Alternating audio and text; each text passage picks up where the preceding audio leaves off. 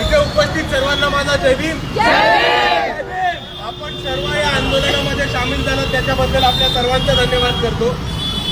या देशामध्ये एवढी मोठी दडपशाहीचं वातावरण असताना, पोलिसांनी लोकांवरती हल्ले केले असताना आपण सर्वांनी विद्यार्थी म्हणून धाडस दाखवून या आंदोलनामध्ये आले, त्याबद्दल आपल्या सर्वांना सलाम। आणि दुसऱ्या बाजूला हे आंदोलन चालू झालं होतं दिल्लीमध्ये पेपर फुटी, नीटच्या पेपर फुटीच्या विरुद्ध।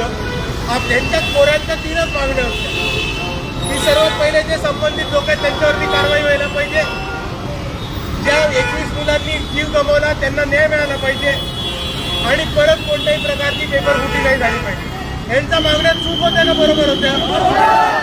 तरी यांनी जेव्हा शांततापूर्वक मोर्चा काढला तेव्हा पोलिसांनी त्यांच्यावर दमदाटी केली, त्यांच्यावर लाठीचार्ज केला, 12-12 वर्षांच्या मुलींचं डोकं फुटेपर्यंत त्यांना मारले। आणि आता हा मुद्दा फक्त CJPचा भूक हडतालचा किंवा राजीनाम्याचा राहिला नाहीये।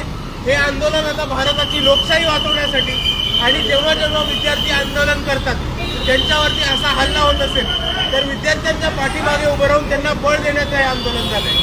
म्हणून माझं मोदी आणि अमित शहाना एवढंच म्हणणे, तुम्हाला धर्मेंद्र प्रधानला ठेवायचं तर ठेवा, तुमच्या घरात नेऊन ठेवा, आम्हाला आता त्याचा काही फरक पडत नाही।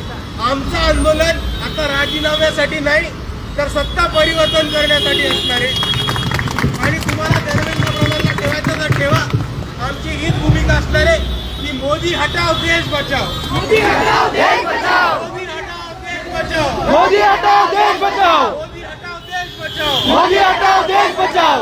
आणि ज्या पद्धतीने क्रूर हल्ला, वॉटर कॅनन, टिअर गॅस आणि खोटे नकली पोलिसांनी येऊन केलाय, त्याच्याबद्दल आपल्याला एकच भूमिका घ्यायची आहे। आता आपल्याला सरकार हटवायची आहे, आपल्याला सरकार बदलायची आहे आणि आपल्या विचारांची सरकार स्थापन केल्याशिवाय थांबायचं नाही। एवढंच म्हणून मी माझे 2 शब्द थांबवतो। जय भीम, जय संविधान।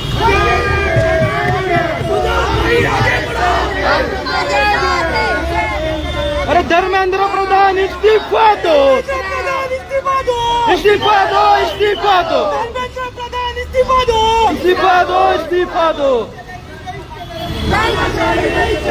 नहीं चलेगी, नहीं चलेगी।